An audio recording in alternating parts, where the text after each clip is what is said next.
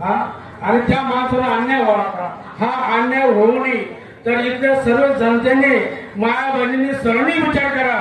अगर जर बाप नानांनी कधी अपक्षाने तिकीट भरलं तरी तुम्ही नानांना आणा. हो हा व्यक्ती कामाचा आहे भोकरमध्ये. कारण आम्ही स्वतः डोळ्याने पाहतो, दिन रात पाहतोय तो माणूस काय कालबाटा करतो. 8 वर्ष कार्यकर्ता आहे. या भाजपसाठी किती कार्य केलं त्या माणसाने आम्ही स्वतः डोळ्याने पाहतो. आज मागच्या पंचवार्षिक योजनामध्ये जर बघितलं तर धनाढ्य लोकांना निवडून दिलं, पण त्यांनी जे योग्य काम नाही केलं. रस्त्यांची परिस्थिती बघा. आज आपल्या वाडीभोकर गावामध्ये घंटा गाडी कधी येते, किती दिवसात येते.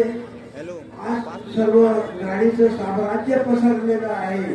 ते जर तुम्हाला व्यवस्थित करून घ्यायचं असेल आणि या सर्व परीक्षेमध्ये बिजू नाना उत्तीर्ण झालेले, तेव्हा मी सर्व जनतेला आवाहन करतो की त्यांनी जेवढी धनलक्ष्मी येईल तेवढी घ्या आणि योग्य त्या उमेदवाराला निवडून द्या. याच्या बिजू नाना पास झालेले आहेत आणि काही दुसऱ्या गावातील व्यक्ती इथं काम करायला भोकर गावात येणार नाही.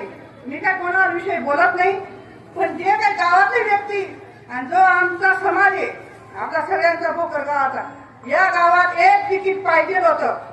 हे सगळ्यांनी मान्य करायला हवं. कारण भोकर गावात एक बिजू नानासारखा व्यक्ती आणि तरुण त्याने इतकं काम केलेलं आहे हसत मुखत.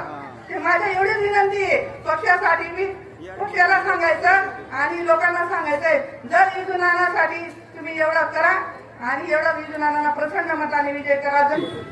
सर्व धर्म समभाव असा जमलेला जनसमुदाय हमारे पाठीची उभा राहिला. मी प्रत्येकाला हात जोडून धन्यवाद मानतो. आणि उद्या आपण 12:30 वाजता फॉर्म भरण्याची वेळ ठेवलेली.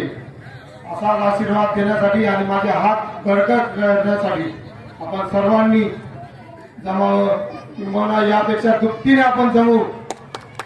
मुजरखोर लोकांना आपण दाखवून देऊ. जनता ज्यावेळेस एकवटते त्यावेळेस तिची ताकद काय असेल.